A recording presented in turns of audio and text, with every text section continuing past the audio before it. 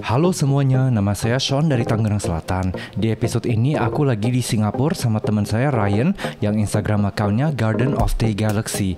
Nah, ini adalah nursery pribadi di Singapura yang dikelilingi oleh banyak nursery pribadi juga, dan komunitas ini namanya Farmway Niners. Di komunitas ini ada kurang lebih 50 orang yang sebenarnya ada kerja full time sendiri masing-masing dan ada live di luar nursery ini. Jadi mereka datang ke sini hanya seminggu paling 1 atau 2 kali. Di channel Inggris aku, Only Plants, ada tour nursery 2 orang lagi, tapi di sini aku terpilih 1 karena nursery dia penuh dengan tanaman endemik dari Indonesia yang kita di sini nggak hargai atau juga nggak kenal. Bahkan kalau kita mau nyari di sini juga susah. Jadi moga-moga teman-teman terinspirasi kalau kita di Indonesia ada banyak tanaman yang keren. Nah, di nursery ini juga ada banyak tanaman aroid, begonia yang menarik yang diimpor dari seluruh dunia.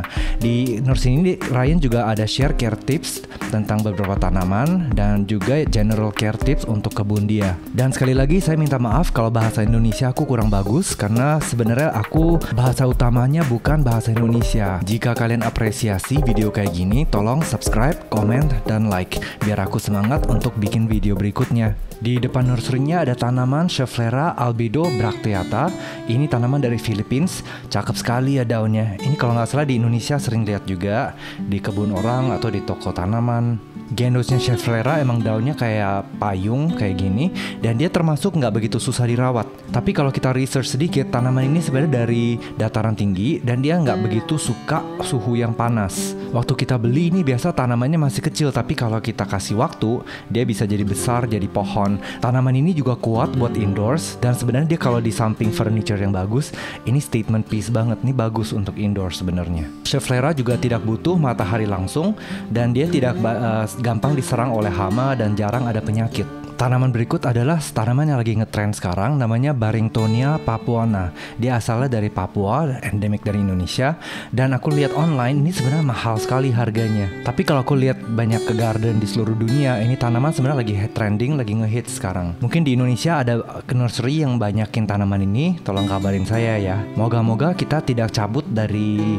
hutan, karena ini tanaman sayang ya kalau di poaching dari hutan. Terus dia tumbuhnya lucu banget, ini jadi ada batang, terus dia keluar banyak daun, terus keluar batang banyak daun lagi. Jadi dia tuh benar-benar single batangnya naik kayak dilihat di video ini. Jadi dia ada area di tengah di antara daunnya yang sebenarnya batang botak kayak gini. Dia juga berbuah dan buahnya setinggi lutut karena itu buahnya untuk satu jenis burung namanya kasuari yang evolusinya bareng dengan tanaman ini. Nah, untuk yang penasaran, potting media dia pakai adalah pumice, bark, sama perlite. Untuk tanaman kayak yang ini, Barringtonia papuana, dia tambah sedikit peat. Dia untuk bisa nahan air lebih banyak. Tapi secara general dia pakainya tetap pumice, perlite, sama bark, yaitu pinus yang dipakai untuk media anggrek. Cakep sekali ya ini Barringtonia papuana, apalagi kalau udah tinggi. Ryan jelasin kalau di sini sebenarnya ada misting system, jadi dia seminggu hanya datang sekali. Ya sisanya tuh benar-benar dari air hujan atau air dari mister yang siram tanamannya. Beda sekali ya cara rawat tanamannya sama kita, karena kita di sini masih setiap hari siram sendiri, bisa sampai sejam 2 jam siramannya. Kalau aku sendiri di rumah setiap hari perlu 2 jam untuk siram semua tanaman outdoor sama indoors. Oh iya, saya juga mau jelaskan kalau Ryan sebenarnya nggak suka tanaman variegata. Jadi di kebun ini kita nggak bakal ketemu banyak tanaman yang variegata. Jadi semua orang seleranya beda ya. Bisa di komen kalau Anda lebih suka tanaman variegata atau tanaman ijo-ijoan. Jadi space dia sangat kecil dan ini sempit kalau lihat ya. Jadi semua tanaman di sini tuh benar-benar harus fighting, harus rebut tempat. Dan di tangan aku ini ada tanaman Piper. Sebenarnya di genus Piper ada banyak yang daunnya indah-indah. Termasuk kita punya lada hitam, mericah juga adalah genus Piper. Kata Ryan, tanaman ini mirip sama Anthurium splendidum karena tekstur daun dan bentuk daunnya agak mirip. Dan dia juga sharing kalau tanaman ini sebenarnya sangat haus dan dia nggak boleh sampai kering. Di sini Ryan menjelaskan kalau untuk hama dia jarang banget pakai pestisida. Kalau dia sering datang sini lihat ada hama, dia tuh lap aja atau dibunuh pakai tangan. Dan karena lembab humidity-nya tinggi, di sini jarang banget ada spider mites. Oh ya, di sini sebenarnya waktu filming ada momen yang lagi kocak, tapi karena nggak bisa ditranslasi, jadi ya saya edit out aja. Untuk yang mau lihat full versinya bisa lihat di channel Only Plants, channel bahasa Inggris aku, karena video di sana lebih panjang dan konteksnya juga lebih banyak, jadi dia mungkin kesannya lebih lengkap sedikit. Nah, di sini kita bisa lihat area propagasinya. Ryan ini orangnya sangat sangat rapi, karena semua ini nyacahannya di organisasi sebagai sesuai dengan genus. Jadi penonton sebenarnya tahu ya kalau aku lagi bikin voiceover tuh banyak yang edit, kadang-kadang salah ngomong tuh harus diedit ulang. Jadi menurutku sangat stres setiap kali aku bikin voiceover pakai bahasa Inggris. Coba deh kawan-kawan kalau harus bikin voiceover kayak gini pakai bahasa yang kalian tidak familiar, tidak begitu ngerti, itu pasti juga sama rasa stresnya. Jadi terima kasih ya untuk yang penonton yang bisa terima ada apanya bahasa Indonesia aku. Nah, di sini ada satu lagi nih, Barringtonia papuana, tapi yang ini yang nggak begitu tinggi. Jadi sebenarnya Ryan waktu beli tanaman ini dia beli dua. Jadi satunya kalau mati dia masih ada satu lagi. Di sini dia sharing nih, sebenarnya ini bisa dinyacah by stek batang. Jadi kalau dipotong dia sebenarnya dari bawah bisa keluar tunas baru. Feeling aku ini mungkin yang atasnya yang dipotong bisa ditancap di tanah dan bisa ditumbuh jadi tanaman baru. Tapi tolong komen ya kalau kamu ada pengalaman dengan propagasi Barringtonia papuana. Moga-moga ini jadi tanaman ngehits ya ke depannya. Nah, kita lihat di atas sini ada Anthurium vitarifolium. Ini di Indonesia juga sangat banyak. Dan Ryan di sini menjelaskan sebenarnya kalau tanaman yang digantung di atas banyak aroid kayak gini, itu tuh lebih enak di atas karena satu dia dapat sirkulasi udara yang lebih bagus, dan juga dia dapat sinar yang bagus, dan terakhirnya dia tidak makan tempat karena kalau kita lihat di meja atau di lantai tanamannya kan udah full. Jadi kita ini bisa pakai space yang lebih banyak gitu. Nah, di sini ada anggrek yang menarik banget. Lihat nih, daunnya indah sekali. Aku pasang foto ya bunganya di screen. Kalau ada yang tertarik, ini namanya juga di screen, nama anggreknya. Terus berikutnya ada anggrek Paphiopedilum. Ini ada banyak dari Indonesia sebenarnya.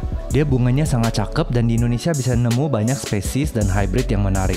Tapi ini anggrek heboh banget di luar negeri. Justru yang suka, yang menghargai anggrek ini banyak di Eropa. Dan hybrid-hybridnya bisa jual nilai tinggi banget. Berikutnya ada tanaman Dieffenbachia variegata, namanya Dieffenbachia panglima. Kayaknya ini yang namain pasti orang Indonesia. Tapi ini malah aku jarang ketemu di Indonesia. Tapi aku udah ke beberapa garden di Singapura dan di Thailand. Bahkan lebih sering lihat tanaman ini. Dia adalah tanaman variegata dari Dieffenbachia yang sebenarnya mudah dirawat dan termasuk lumayan cepat tumbuhnya. Terus di sini ada akar anthurium, akar anginnya, yang buset ternyata mereka lumayan keren ya, kayak anggrek gitu akarnya.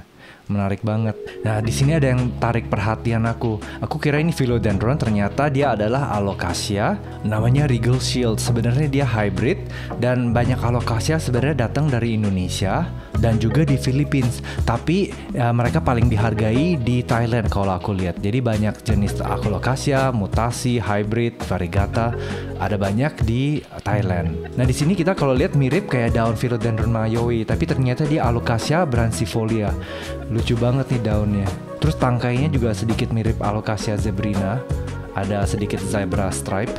Di sini nemu satu Labicia silver, nggak tahu nama aslinya apa. Sebenarnya banyak tanaman dari Indonesia, dari hutan Indonesia dinamain Labicia, padahal mereka bukan, jenisnya something else. Tapi mungkin lagi tunggu proper namingnya, atau mungkin yang penjualnya asal namain, bisa juga. Tapi banyak tanaman kayak gini tuh dari Indonesia sebenarnya.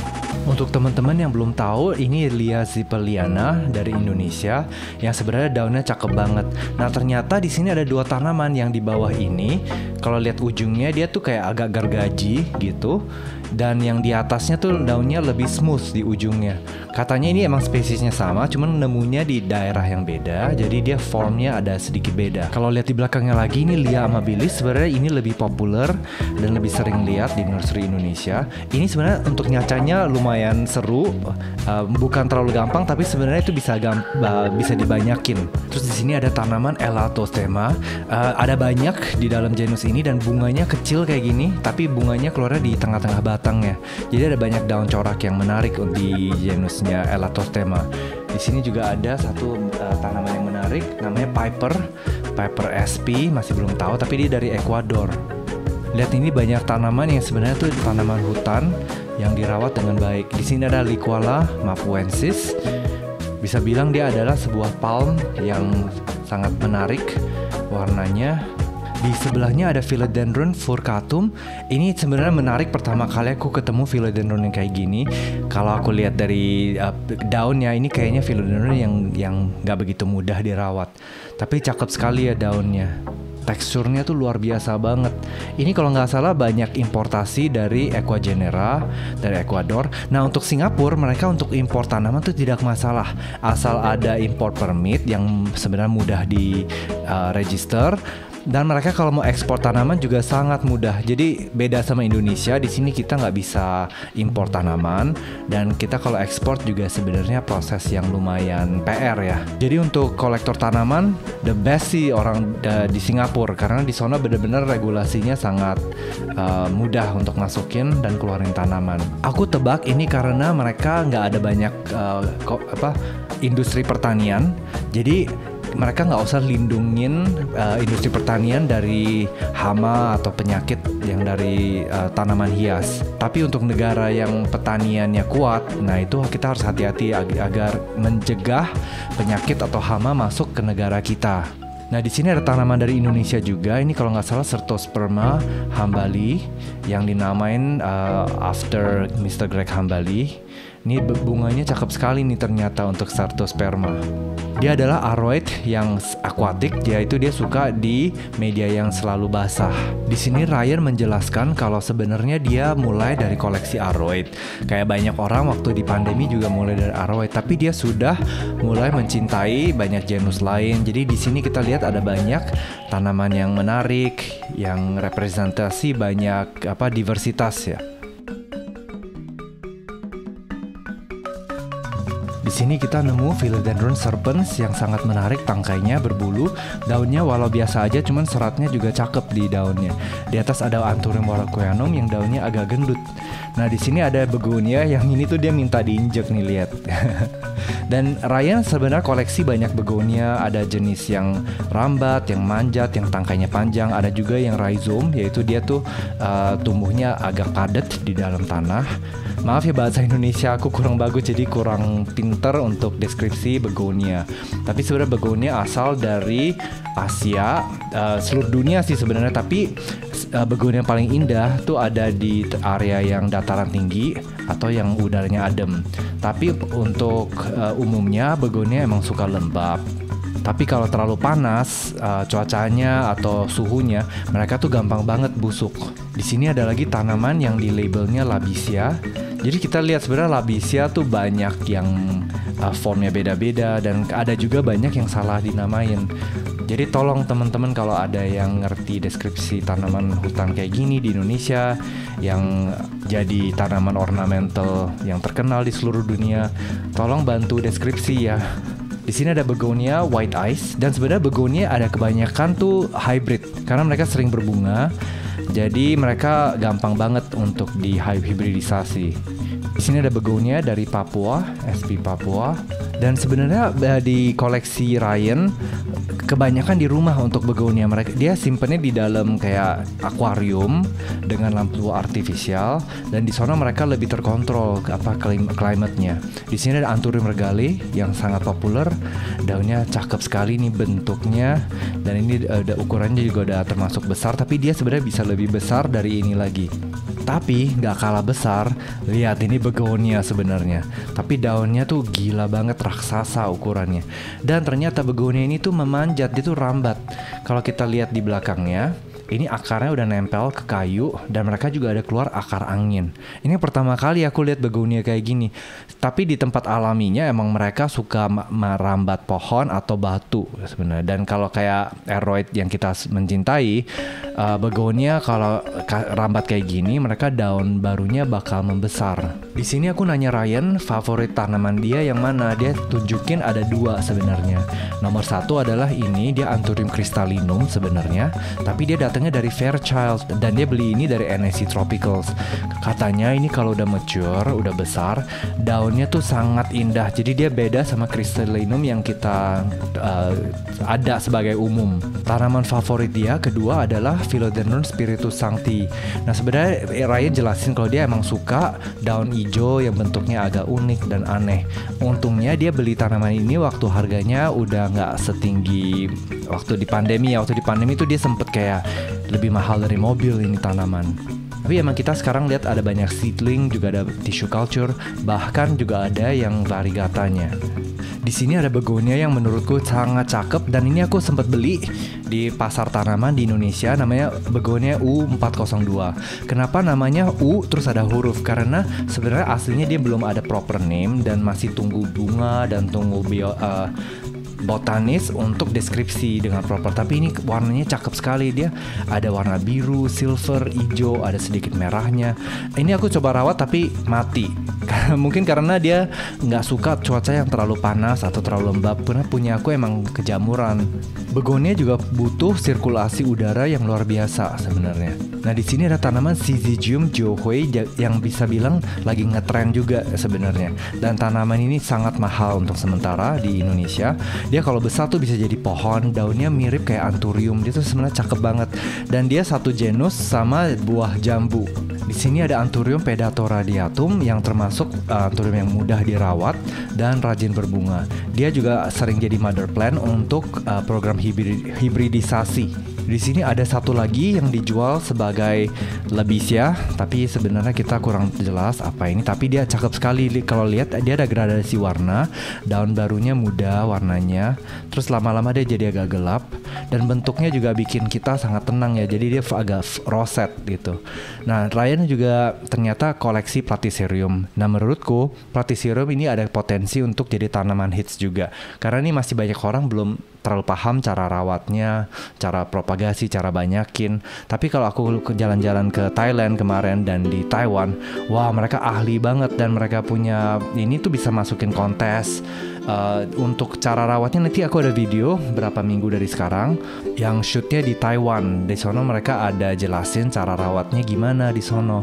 Tapi itu hanya di channel Inggris aku ya, jadi itu nggak ada versi bahasa Indonesia. Jadi mohon maaf untuk teman-teman yang mau tahu, mau lihat konten yang lebih banyak dan lebih profesional, bisa tolong ke English channel aku yang itu namanya Only Plants. Kalau emang ada susah untuk ngerti bahasa Inggris, bisa nyalain sebenarnya subtitle. Jadi YouTube emang ada fitur yang nyalain dan dia bisa otomatis translate semua ke bahasa Indonesia di bawah pakai kata-kata. Di sini ada Monstera esqueleto, cakep sekali ini daun barunya.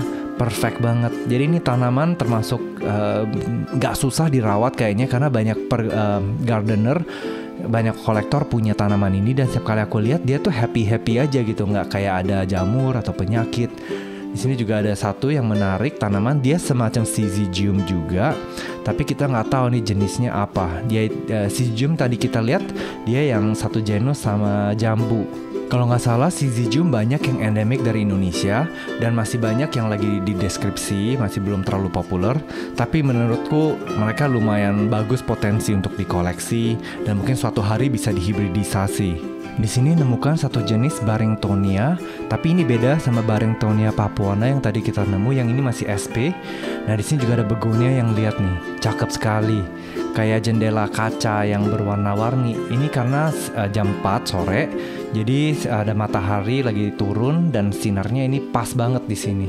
Cakep ya ini begonia sebenarnya. Di sini ada lagi satu begonia yang lihat nih waktu cahayanya sentuh daunnya cakep sekali. Jadi mungkin waktu nikmatin begonia adalah waktu matahari lagi terbit. Di sini Ryan sharing satu tip yang penting, yaitu dia sebenarnya hanya 1 minggu datang sekali ke sini dan dia hanya alokasi waktu 4 jam untuk kerjain semua yang dia harus kerjain. Di luar itu kalau waktunya udah lewat dia tuh tinggalin saja. Nah itu sesuatu yang aku harus belajar karena jujur aku setiap hari bisa sampai 1 atau 2 jam siram tanaman doang, dan untuk ngerawat, untuk nyaca itu kadang-kadang bisa lama gitu karena kan rumah sendiri, jadi sering ya udahlah gitu, gue di kebun aja. Tapi lama-lama rasa buang waktu, jadi nggak produktif.